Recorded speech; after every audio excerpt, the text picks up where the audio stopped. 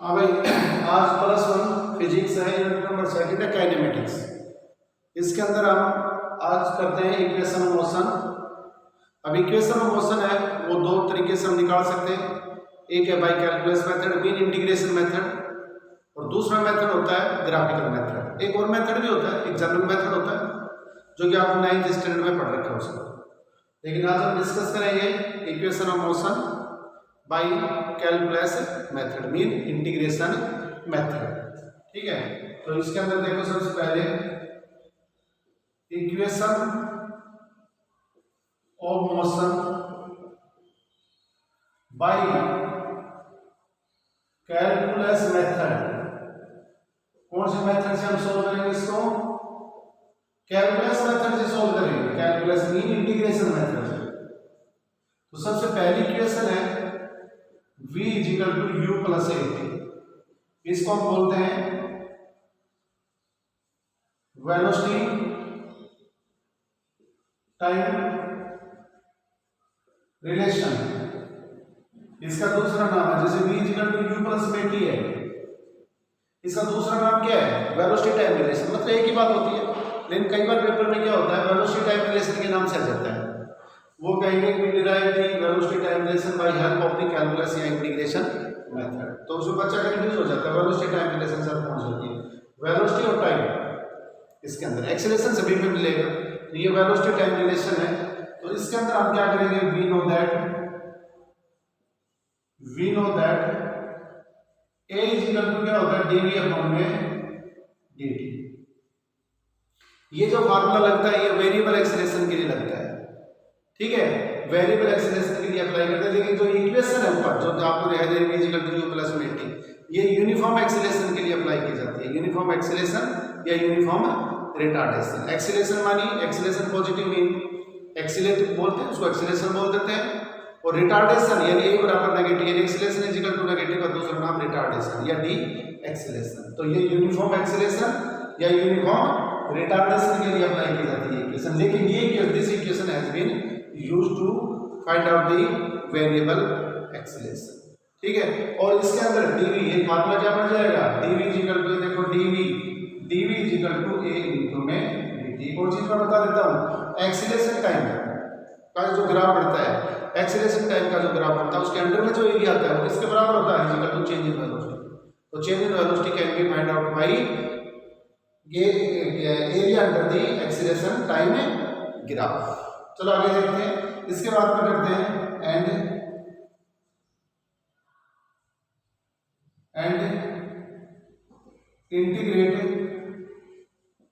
integrated the above equation with proper limit के साथ। अब ये सिंबल होता है एक्सेलरेशन का, ये सिंबल होता है इसका, ये सिंबल होता है इंटीग्रेशन का, सॉरी इंटीग्रेशन का सिंबल होता है ये सिंबल होता है। और ये इन्फिनिटी इंटीग्रेशन का होता है, लेकिन फाइनाइट का मतलब यहाँ से बी तक करते हैं, तो ये लिमिट बढ़ जाती है, ये लिमिट हो जाती है फाइनाइट इंटीग्रेशन। ठीक है, तो डीवी और कहाँ से उससे लेकर बी तक ये फाइनाइट होता है। इंटीग्रेशन का सिंबल है, इंटीग्रेशन उसी का होता है जिसका डिफरेंशिएशन होता है, जो चीज वेरिएबल होती है। इजिकल टू हम ए को बाहर निकाल देंगे और dt कर देंगे 0 और यहाँ पर आ जाएगा। एंड जब 0 टाइम है तो स्पीड कितनी है, वेलोसिटी कितनी है? u इनिशियल बोलते हैं। और जब टाइम t हो जाता है तो उसकी वेलोसिटी कितनी बढ़ जाती है पार्टिकल की? v बढ़ जाती है। ठीक है, तो ये यहाँ पर क्या है? एक्सेलरेशन है। और एक्सेलरेशन क्या है? इसके हम छोटे से करेंगे तो इसका इंटीग्रेट करेंगे, तो एक्सेलरेशन को शॉर्ट टाइम के लिए dt टाइम के लिए जो एक्सेलरेशन है उसको हमने क्या मान लिया? यहाँ पर कॉन्स्टेंट मान लिया। अब इसके बाद में इसका इंटीग्रेट कर दो। इसका इंटीग्रेशन का फार्मूला होता है, मैं साइड में लिख देता हूं। ये फार्मूला होता है dx equal to x। dx का इंटीग्रेशन क्या होता है? x होता है, वही मैंने कंसेप्ट लगाया है। dv का इंटीग्रेशन कितना हो जाएगा? v हो जाएगा, तो u और ये v हो जाएगा इक्वल टू a, और dt का कितना हो जाएगा? 0 हो जाएगा। dt का इंटीग्रेशन d हो जाएगा, dv का इंटीग्रेशन v हो जाएगा, क्योंकि फार्मूला होता है dx इक्वल टू x का इंटीग्रेशन ही होता है। अब इसको हम बोलते हैं upper limit minus lower limit. ये वेलोसिटी वेरिएबल है, इस वेरिएबल की जगह रखेंगे माइनस, इस वेरिएबल की जगह u रखेंगे। इसको बोलते हैं अपर लिमिट, इसको बोलते हैं लोअर लिमिट। तो ये आ जाएगा v minus u equal to a into में e माइनस 0। तो v इजिकल टू हो गया हमारा u प्लस में t, ये हमें प्रूव करना, ये हमें प्रूव करना, ठीक है। और v is equal to u plus में 8, ये वेक्टर फॉर्म है, ये इसकी कौन सी फॉर्म है,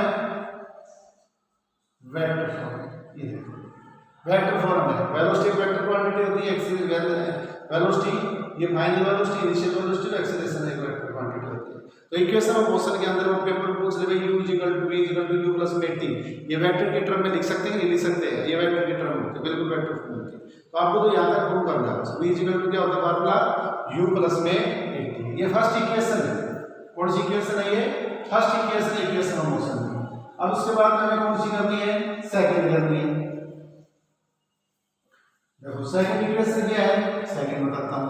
सेकंड इक्वेशन है number 2, s equal to ut plus में हाफ at की स्क्वायर, इसको बोलते हैं displacement time relation, displacement time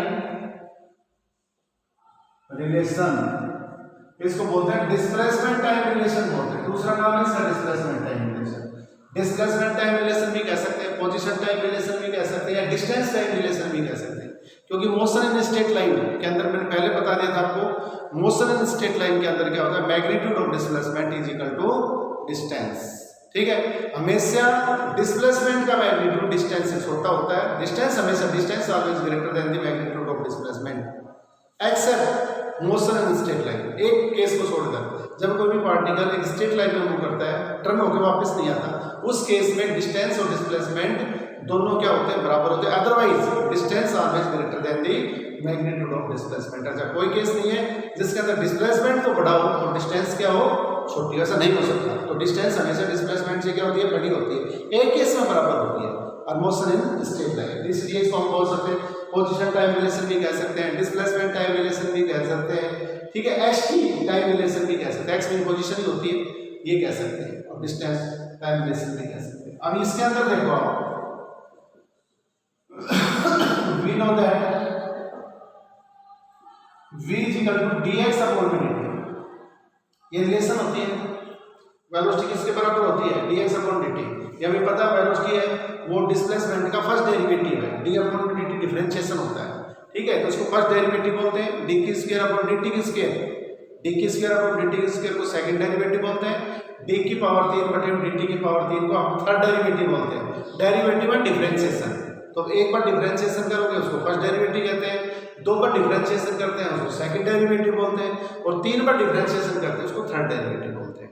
तो वेलोसिटी होती है, यदि डिस्प्लेसमेंट दे रखा है तो डिस्प्लेसमेंट का एक बार हम डिफरेंशिएशन करेंगे तो वेलोसिटी ऑब्टेन होगी, दो बार डिफरेंशिएशन करेंगे तो हमें एक्सीलरेशन ऑब्टेन होगा। तो velocity is a first derivative of displacement और acceleration is a second derivative of displacement. Displacement दे रखा है, एक बार डिफरेंशिएशन करोगे तो आपको क्या ऑब्टेन होगी, वेलोसिटी होगी, लेकिन दो बार डिफरेंशिएशन कर दोगे तो वही क्या बन जाएगी, एक्सीलरेशन आ जाएगी। तो dx is equal to v into में dt का formula. v is equal to क्या होता है, u प्लस में dt का फार्मूला होता है, तो dx is equal to u plus में dt, और उसके साथ क्या लग जाएगा, उसके साथ dt आ जाएगा। अब इसको थोड़ा सा ऊपर कर लो, ये ऊपर कर दो, तो dx इज इक्वल टू हो गया u dt प्लस में 8t dt।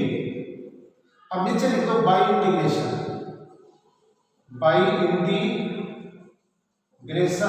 With proper limit,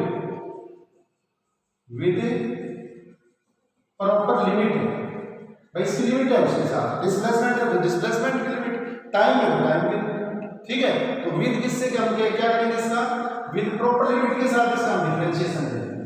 तो प्रॉपर लिमिट के साथ डिफरेंशिएशन करोगे तो देखो क्या होगा, ये होगा dx इज इक्वल टू, यहाँ पर क्या होगा, u बाहर आ जाएगा, dt प्लस में a, और अंदर क्या आएगा t और dt।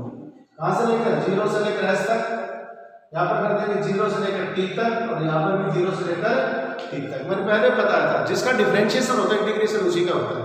डिफरेंशिएशन का मतलब वो चीज वेरिएबल है, कांस्टेंट का इंटीग्रेशन नहीं होता। तो मैं को यहाँ पर डिस्प्लेसमेंट इसका है, बिल्कुल होगा, इंटीग्रेशन होगा इसका। अब देखो ये टाइम है, हम डिफरेंशिएशन है, ये टाइम का डिफरेंशिएशन है, इसका मतलब यहाँ पर टाइम वेरिएबल है और वेलोसिटी यहाँ पर कांस्टेंट है, इसलिए मैं बाहर निकाल दिया। अब उसके बाद में देखो टी डी टी, मैंने क्या कहा, मैंने कहा टाइम, मैंने मतलब उसमें देखो अब डी डी टी किसके साथ है, डी किसके साथ है, टी के साथ, इसका मतलब टाइम वेरिएबल है। तो जो चीज वेरिएबल होती है अंदर चली जाती है, इंटीग्रेशन उसका होता है, लेकिन कांस्टेंट का इंटीग्रेशन नहीं होता। तो एक्सीलरेशन क्या है, यहाँ पर एक्सीलरेशन अलग क्वांटिटी है और टाइम अलग क्वांटिटी है, इसलिए एक्सीलरेशन को हमने क्या कर दिया, बाहर निकालते हैं कांस्टेंट करके। अब इसका इंटीग्रेशन होता है, dx का इंटीग्रेशन क्या होता है, x होता है, तो x और 0 से लेकर s is equal to u और t 0 से लेकर t प्लस में a इनटू में t की स्क्वायर अपॉन में 2 और 0 और t। मैं आपको साइड में फार्मूला लिख देता हूं, फार्मूला साइड में लिख देता हूं। फार्मूला होता है ये होता है x dx is equal to x की पावर n प्लस 1 बटे में n प्लस 1। n का मतलब पावर होती है, n का मतलब क्या होता है, पावर, n मीन क्या होता है, पावर। तो देखो ये n क्या पावर है, तो x dx, तो x की पावर कितनी, 1 है, देखो यार कुछ भी नहीं है ना, 1 है। तो मैंने क्या किया यहाँ पर t dt है, तो t की पावर कितनी, 1 में 1 जोड़ दो, 1 में 1 जोड़ के 2 हो गए, बटे में ये फार्मूला होता है n प्लस 1 पावर नहीं। तो ये चीज जो ऊपर पावर होती है डिटो एक ही आती है, ऊपर यदि -2 होती तो नीचे -2, ऊपर -3 तो नीचे भी, मतलब सेम तो फार्मूला देखो ना, x dx का इंटीग्रेशन होता है x n प्लस 1 बटे में n प्लस 1, ये मैथमेटिकल फार्मूला होता है, तो ये तो आपको याद रखना पड़ेगा। अब इसको लिमिट है, full upper limit minus lower limit, तो x की जगह पहले s रखो फिर 0 रखो, तो यहाँ पर क्या जाएगा s 0 is equal to u into में t 0 और प्लस में a/2 तो बाहर निकालेंगे, ये 1 बटा 2 बाहर निकल जाएगा, अंदर क्या करते हैं t की स्क्वायर माइनस 0 की स्क्वायर। मैंने पहले बताया था वेरिएबल की जगह ये आपका लिमिट आती है, स्क्वायर है तो स्क्वायर रहेगी, तो t की जगह t आएगी, स्क्वायर है तो स्क्वायर रहेगी, माइनस इस t की जगह 0, तो upper limit minus lower limit, ये रूल होता है खोलने का, ठीक है। तो s इसको खोल लेंगे तो s इज इक्वल टू, ये अपना फार्मूला बन गया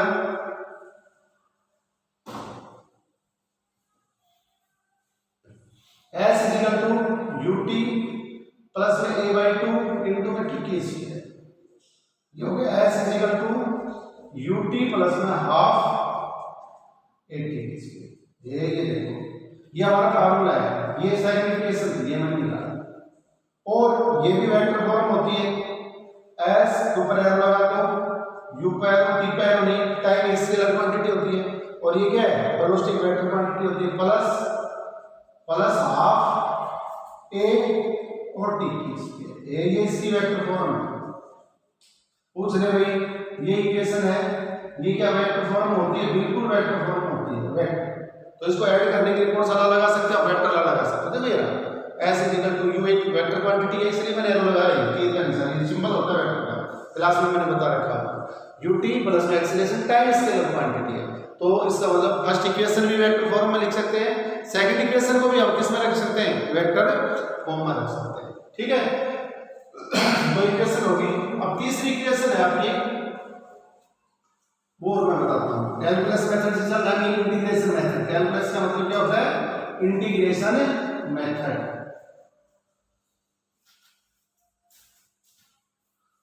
अब नेक्स्ट है तीसरी इक्वेशन, थर्ड इक्वेशन है v की square minus u square is equal to 2as, इसको बोलते हैं वेलोसिटी डिस्प्लेसमेंट रिलेशन,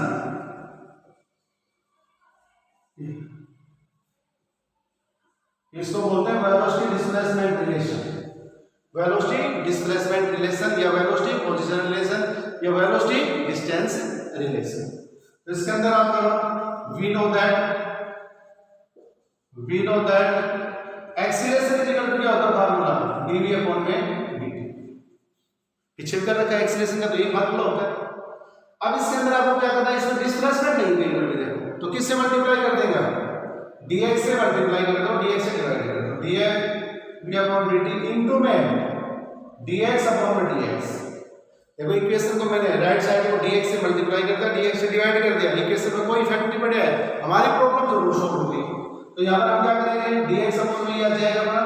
अब ये हमें पता है dx अपॉन में dt है, वो किसके बराबर है, वेलोसिटी के बराबर है, तो ये देखो ये देखो ये dx अपॉन dt, तो a is equal to formula क्या बनेगा अपना, ये बनेगा v dv अपॉन में dx, ये बन जाएगा।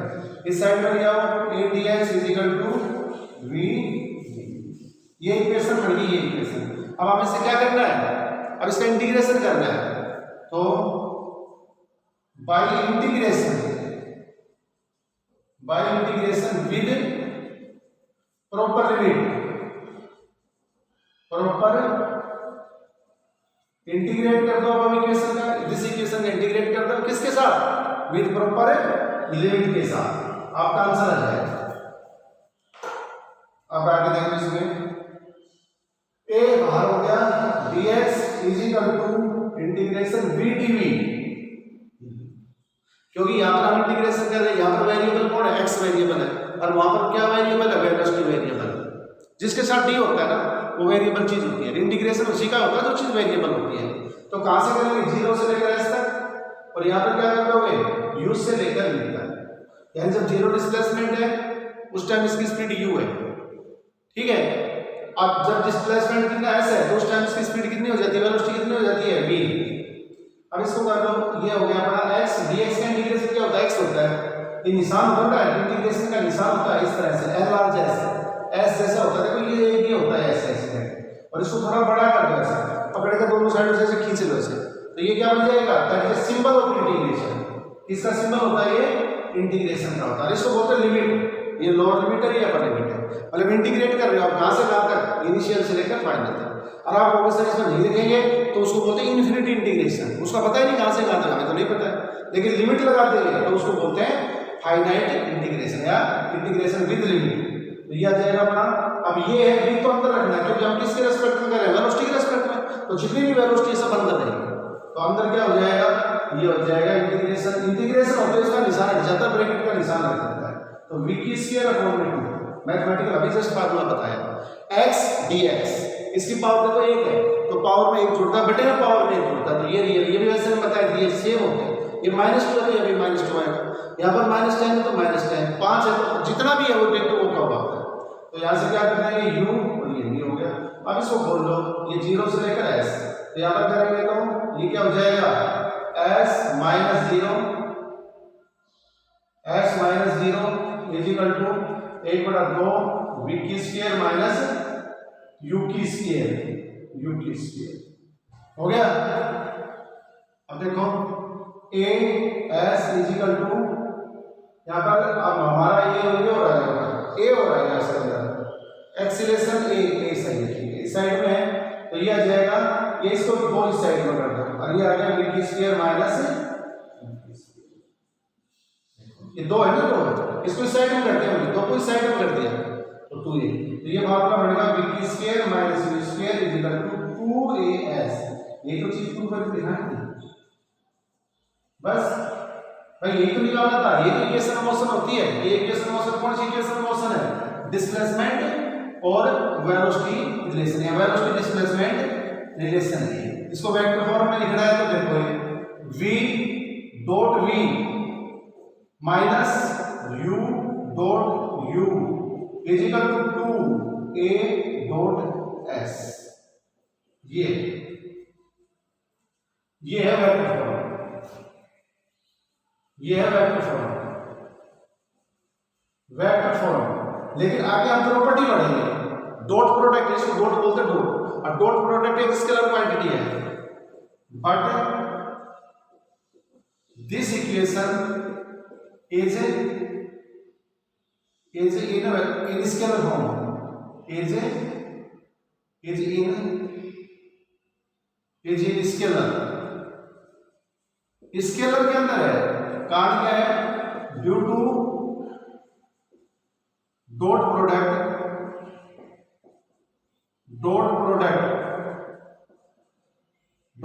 का मतलब a dot b, dot product of two vectors is a scalar quantity, ये चीज हम आगे बढ़ेंगे, स्केलर क्वांटिटी। ठीक है, तो ये डॉट है। वेलोसिटी जब कोई भी वेक्टर डॉट होता है, डॉट होता है तो इसका मतलब स्केलर होती है। तो v dot v minus u dot u is equal to a dot s, क्योंकि एक्सीलरेशन भी वेक्टर है, डिस्प्लेसमेंट डॉट प्रोडक्ट है, इससे स्केलर क्वांटिटी है। जब हम वेक्टर्स में आपको बताऊंगा तो उसके अंदर ये चीजें आएंगी। ठीक है भाई, तो इक्वेशन ऑफ मोशन है, ये तीनों क्या बात है मैंने कौन से मेथड से, बाय कैलकुलस मेथड। थैंक्स।